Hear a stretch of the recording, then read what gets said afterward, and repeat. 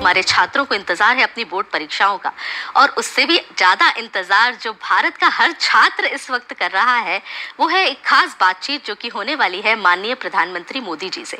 जी हाँ, परीक्षा पे चर्चा के बारे में। जी हाँ, तो इस परीक्षा पे चर्चा पर ही हम बात करने वाले हैं। आज यही है हमारा विषय, और इस विषय पर बात करने के लिए आज हमारे साथ हैं एक शिक्षिका। हमारे साथ हैं डॉक्टर अर्चना शुक्ला जी। नमस्कार अर्चना जी, आपका स्वागत है कार्यक्रम में। और अर्चना जी केवल एक शिक्षिका ही नहीं है, एक प्रेरक व्यक्तित्व भी हैं। जी हाँ, वो समाज से जुड़े बहुत से काम भी करती हैं।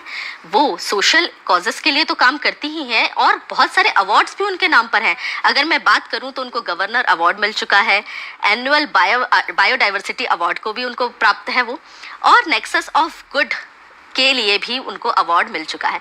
तो इतने सारे अवार्ड लिए हुए एक प्रतिभा हमारे साथ हैं। साथ ही साथ सामाजिक कार्यों के अलावा वो पर्यावरण से जुड़े कार्य भी करते हैं। जी हाँ, पर्यावरण से जुड़े गौरैया संरक्षण के काम भी वो करती हैं। तो अर्चना जी, स्वागत है हमारे कार्यक्रम। बहुत बहुत धन्यवाद आपका। जी, तो अर्चना जी, सबसे पहला प्रश्न तो आपके अवार्ड्स के बारे में ही रहेगा, क्योंकि आप एक शिक्षिका हैं, इतने सारे अवार्ड्स आपको मिले हैं। तो ये जिन अवार्ड्स का मैंने नाम लिया है, ये किस किस कार्यों के लिए मिले हैं, ये आपसे बेहतर तो कोई नहीं बता सकता, तो इनके बारे में बताइए हम।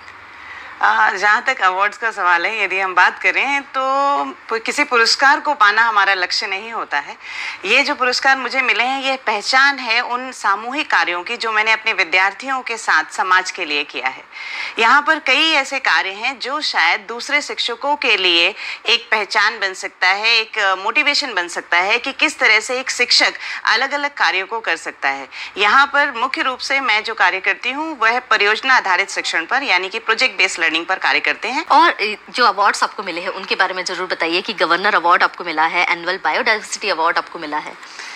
मेरा ये मानना है कि आज जितनी भी समस्याएं हमारे पास हैं, उन सभी समस्याओं का जो हल है वो प्रकृति के पास है। और हम ये देख रहे हैं कि हमारे बच्चे, जिन बच्चों को आज हम पढ़ा रहे हैं कक्षाओं में, ऐसा लगता है कभी कभी जैसे हम मशीन्स बना रहे हैं, हम मनुष्य बना ही नहीं रहे हैं। तो उनको मनुष्य बनाने के लिए, उनका एक होलसम डेवलपमेंट करने के लिए और उन बच्चों को प्रकृति से जोड़ने के लिए हम क्या कर सकते हैं, ये बहुत आवश्यक है। तो मैं अपने विद्यार्थियों को प्रकृति से जोड़ने के भरपूर प्रयास करती हूँ। और ये उनके सिलेबस से अलग नहीं है। उनको जो मैं पढ़ाती हूँ, जब मैं जीव विज्ञान पढ़ाती हूँ, तो वही विषय पढ़ाते समय मैं किस तरह से उनको प्रकृति से जोड़ सकती हूँ और उन्हें यह सिखा सकती हूँ कि प्रकृति हमारी हर समस्या का हल है। बिल्कुल, बहुत अच्छी सोच है यहाँ पे अर्चना जी आपकी, कि किस तरीके से प्रकृति से जुड़कर एक विद्यार्थी अपने जीवन को एक नई दिशा दे सकता है। अगर मैं बात करूँ, ऐसी ही एक सोच जो हमारे प्रधानमंत्री इस वक्त ला रहे हैं परीक्षा पे चर्चा करके, क्योंकि विद्यार्थी जीवन में हम हमेशा देखते हैं कि परीक्षाओं से बच्चे भागते आते हैं, परीक्षाओं से उनको तनाव होता है। तो आपके हिसाब से किस तरीके का कार्य है ये परीक्षा पे चर्चा, एक कैसी पहल है प्रधानमंत्री की? माननीय प्रधानमंत्री जी की ये पहल जो है वो बहुत अनुकरणीय है, और उसकी जितनी प्रशंसा की जाए वह कम है। ये पहली बार है शायद जब प्रधानमंत्री सीधे विद्यार्थियों से बात करते हैं, और हमारा हर विद्यार्थी ये महसूस करता है कि वो सीधे हमारे प्रधानमंत्री के साथ जुड़ सकता है। तो जब कोई बड़ा व्यक्तित्व हमारे विद्यार्थियों के साथ जुड़ता है तो वह उन्हें कॉन्फिडेंस देता है, और उनकी समस्याओं को जब वो सुनता है तो हमारे विद्यार्थी अपने को अलग महसूस नहीं करते हैं। वह महसूस करते हैं कि हम सभी जीवन के उसी पड़ाव से निकलकर आए हैं। और जिस सरल लहजे में वो बात करते हैं, हमारे विद्यार्थी हमारे माननीय प्रधानमंत्री जी के साथ जुड़ पाते हैं, और वह समस्या जो है वह उन्हें समाधान लगने लगती है। बिल्कुल, बहुत अच्छी बात आपने अर्चना जी यहाँ पे बताई। और खास बात तो ये है यहाँ पर कि इस बार मतलब ये जो 9वां संस्करण है परीक्षा पे चर्चा का, इसमें केवल छात्र ही शामिल नहीं है, अभिभावक और शिक्षक भी इस बार इसमें शामिल होंगे। क्योंकि स्वाभाविक सी बात है, केवल छात्रों तक परीक्षा सीमित नहीं रहती, टीचर्स भी उसमें अपना कंट्रीब्यूशन देते हैं, और पेरेंट्स का तो रहता ही है। तो अगर मैं बात करूँ कि पेरेंट्स का क्या रोल रहता है एक स्टूडेंट के परीक्षाओं के दौर से गुजरने के, तो उसके लिए आप क्या सोचती हैं? यह बहुत आवश्यक है कि जब आप किसी भी सिलसिले की सभी कड़ियों को जोड़ते हैं तो वहाँ पे सफलता के चांसेस जो हैं वो ज़्यादा बढ़ जाते हैं। तो यहाँ पर अगर हम सिर्फ विद्यार्थियों की बात करेंगे तो शिक्षक छूट जाएंगे, और यदि सिर्फ शिक्षक की बात करेंगे तो अभिभावक छूट जाएंगे। हमारे माननीय प्रधानमंत्री जी इस बात को बहुत अच्छी तरह से समझते हैं, और इसीलिए वो सभी कड़ियों को साथ में लेकर चल रहे हैं, और इसीलिए परीक्षा में चर्चा पर सभी साथ में बैठते हैं और सभी अपनी बात सामने रख पाते हैं।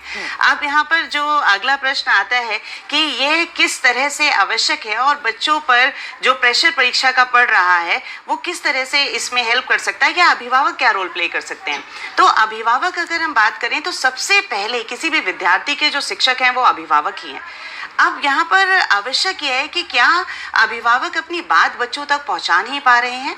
आज ऐसा महसूस होता है कि विद्यार्थियों को यदि सबसे ज़्यादा किसी चीज़ की आवश्यकता है तो वह आवश्यकता है संवाद की, वह आवश्यकता है समय की, और वह आवश्यकता है उनमें विश्वास जगाने की। और यही कार्य हमारे माननीय प्रधानमंत्री जी कर रहे हैं, यही कार्य शिक्षकों को करना है और इसी को अभिभावकों को समझना है। जी हाँ, बिल्कुल अच्छी बात यहाँ पर आपने बताई कि किस तरीके से छात्र केवल परीक्षा तक सीमित नहीं है, उसके साथ बहुत से लोग लगे हुए हैं उसको उस परीक्षा तक ले जाने के लिए।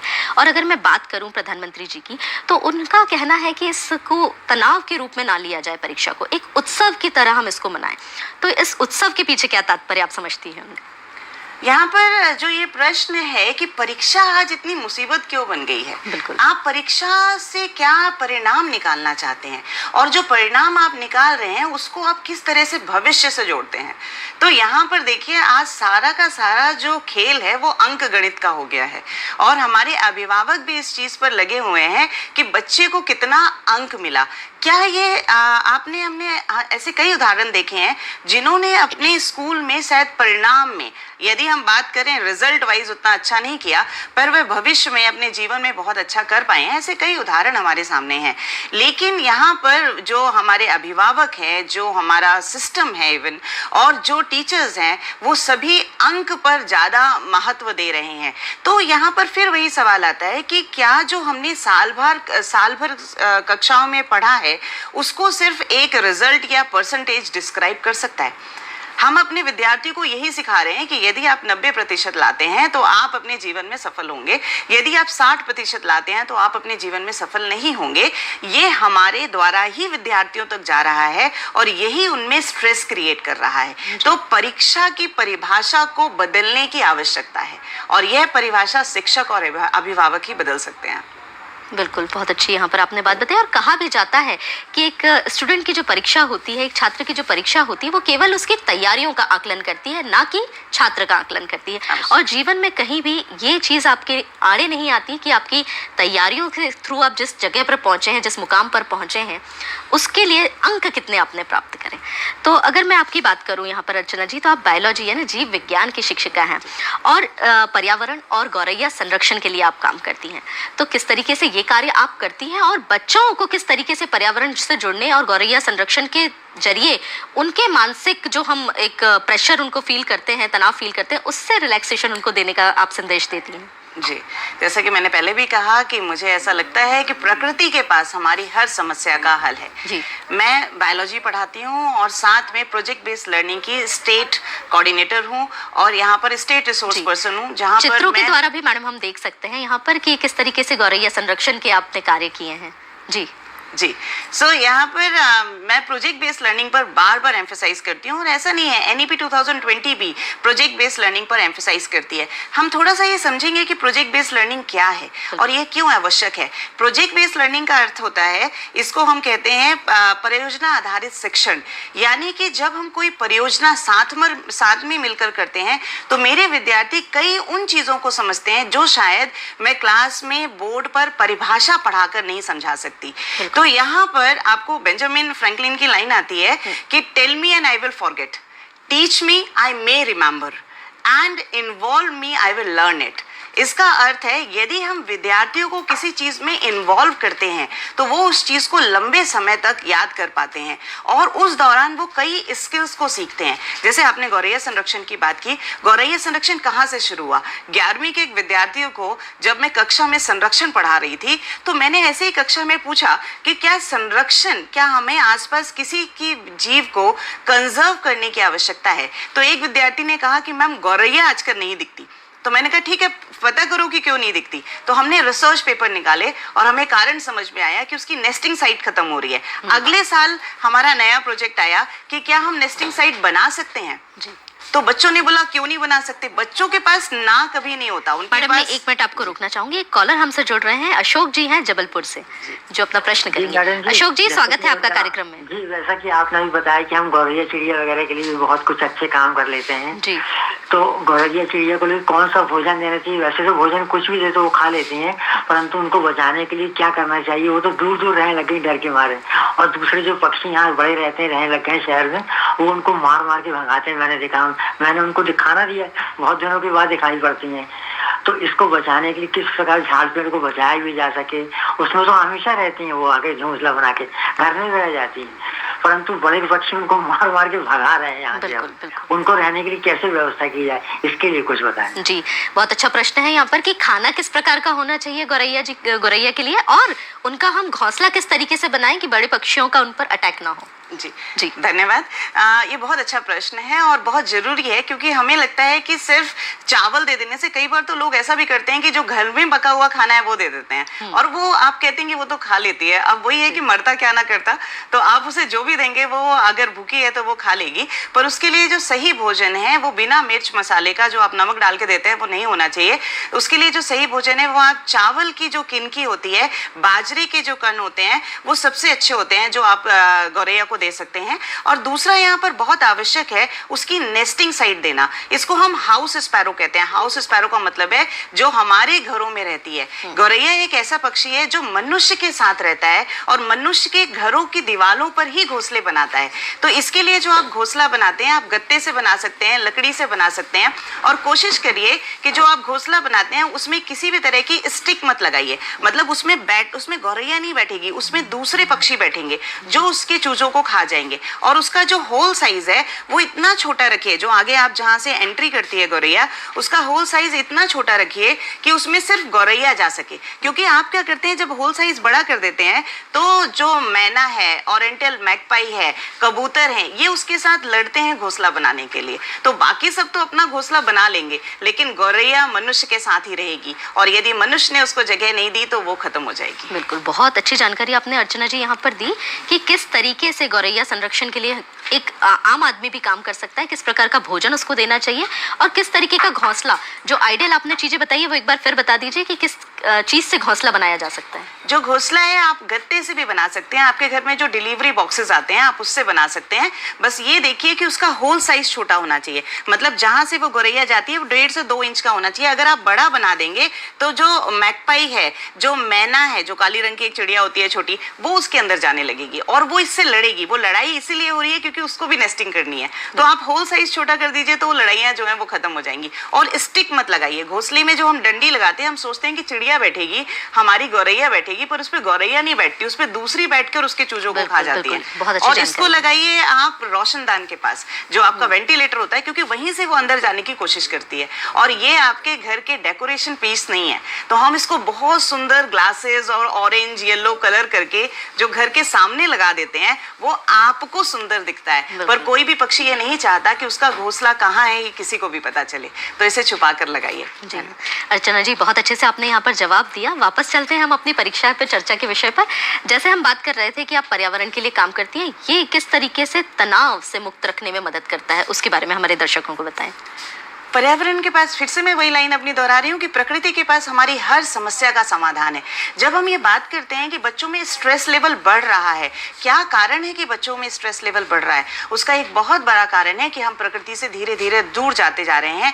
हम मशीनों के करीब आ रहे हैं, पर हम भूल जाते हैं कि हम मशीन नहीं हैं।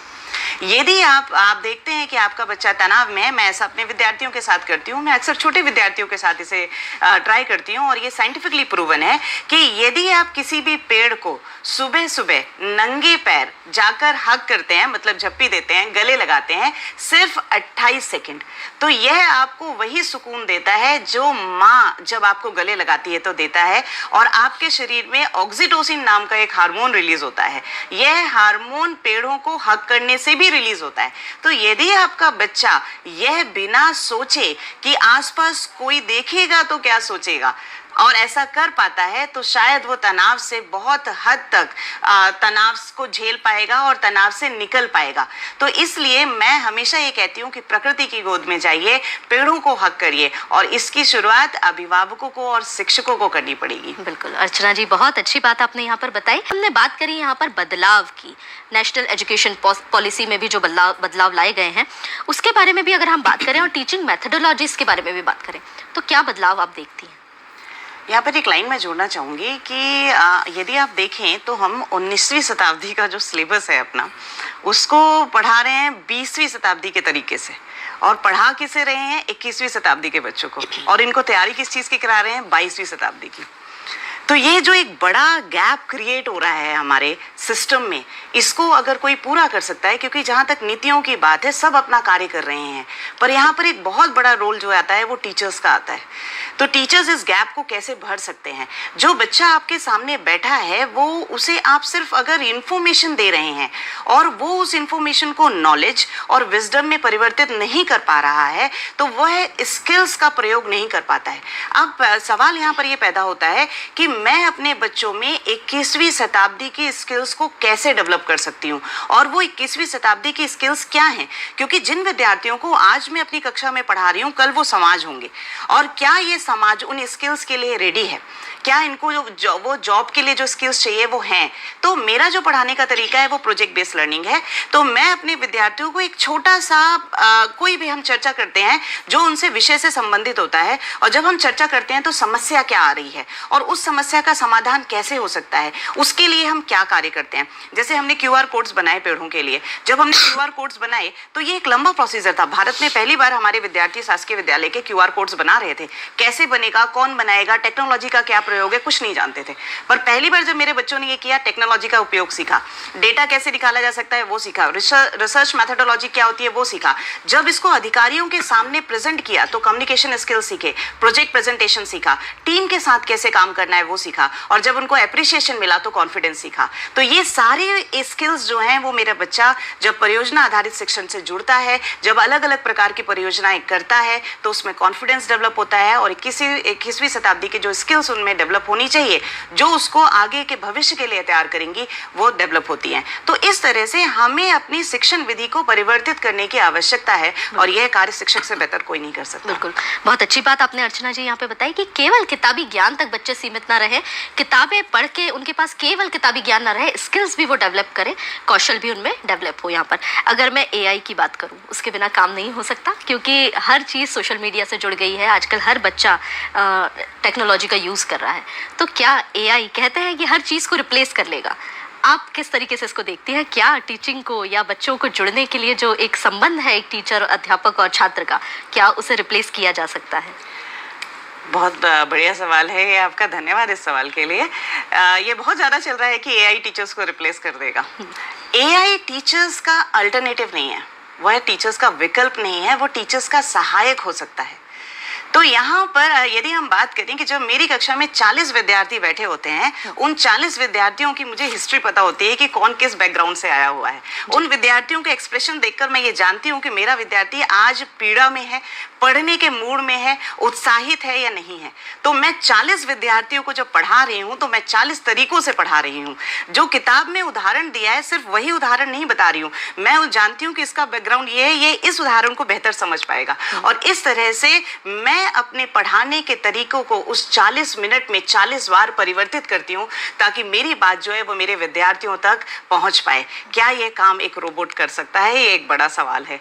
और दूसरा इसमें एक और प्रश्न आता है कि जो इमोशनल इंटेलिजेंस मैं अपने विद्यार्थियों में चाहती हूँ, जो प्रकृति के साथ मैं जुड़ाव चाहती हूँ, क्या AI इस काम को कर पाएगा? यदि टेक्नोलॉजी और मनुष्य में एक बहुत बड़ा अंतर है तो वह संवेदना है, वह मानविक मूल्य है, और यह एक शिक्षक ही कर सकता है। तो यहाँ पर यदि हम इसको इलैबोरेट करें या समराइज करें तो हम ये कह सकते हैं कि जो टेक्नोलॉजी है वो टीचर को रिप्लेस नहीं कर सकता, लेकिन एक टीचर जो AI से जुड़ा हुआ है वह उस टीचर को जरूर रिप्लेस कर सकता है जो टेक्नोलॉजी से जुड़ा हुआ नहीं है। बिल्कुल, बहुत अच्छी बात आपने यहाँ पे बताई कि किस तरीके से एक टीचर जो है वो एक भविष्य बनाता है, बच्चे को पूरी तरीके से तैयार करता है। मैं बीच में रोकना चाहूंगी, एक कॉलर यहाँ पर हमसे जुड़ रही है, शताक्षी पांडे जी हैं। कि स्टूडेंट मल्टी टैलेंटेड है। मैं बिल्कुल इस बात से सहमत हूँ कि आज की जो पीढ़ी है वो मल्टी टैलेंटेड है। और फिर यहाँ पर आपका दूसरा प्रश्न ये आता है कि क्या हमारा जो एग्जाम सिस्टम है वो उनके लिए सही है, क्या उनकी सारी स्किल्स को वो चेक कर पा रहा है। यदि मैं सही समझी हूँ तो आपका प्रश्न ये है। यस बेटा, तो यहाँ पर फिर से वही बात मैं कहूंगी कि हमें परीक्षा की परिभाषा को बदलने की आवश्यकता है। हम चाहे रिजल्ट की बात करें, चाहे अभिभावक की बात करें, हम सब इस चीज पर जोर दे रहे हैं कि मेरे बच्चे को कितना प्रतिशत मिला, जबकि बच्चे की मेहनत साल भर दिखती है। यदि मेरा बच्चा आज खुशी खुशी स्कूल जा रहा है तो यह भी शिक्षक की उपलब्धि है। यदि मेरा बच्चा किसी कंपटीशन में पार्टिसिपेट कर रहा है, जैसा कि आप जानते हैं हमारे बच्चों ने यही परियोजना आधारित शिक्षण को जानकर सीख कर वो बच्चे जापान तक गए हैं। वो बच्चे आज अपने काम को कई नेशनल मीडिया में प्रेजेंट कर चुके हैं, रिसर्च पेपर पब्लिकेशन कर चुके हैं। तो ये सभी चीजें जो है यह भी ये बताती हैं कि मेरा बच्चा विद्यालय में अच्छा कर रहा है। सिर्फ आपका जो रिजल्ट है, जो मार्कशीट आती है, वो ये बच्चे को जज नहीं कर सकते। यस, एक एडवाइस हम जोड़ सकते हैं कि जब बच्चे का रिजल्ट आता है तो उस बच्चे ने साल भर क्या किया है वो भी रिजल्ट में लिखा जाना चाहिए। और उसमें बहुत छोटी छोटी चीजें लिखी जानी चाहिए जिसमें प्रशंसा होनी चाहिए कि मेरे विद्यार्थी ने इस विद्यार्थी की मदद की, क्योंकि ये भी एक स्किल है। तो इसके लिए हम अपने जो रिजल्ट पैटर्न है उसको उसमें बदलाव करना चाहिए और किया जा सकता है। अर्चना जी, बहुत अच्छी जानकारी आपने यहाँ पर दी कि किस तरीके से हम मदद कर सकते हैं एक बच्चे को, और साथ ही साथ हमारी कोशिश भी यही होनी चाहिए, भले ही वो अभिभावक हो चाहे शिक्षक हो, कि बच्चों के प्रयास की पहले प्रशंसा की जाए, उनके अंकों का आकलन बाद में किया जाए। अर्चना जी, बहुत बहुत शुक्रिया आपका जो आप इस कार्यक्रम में आई और इसे सफल बनाया।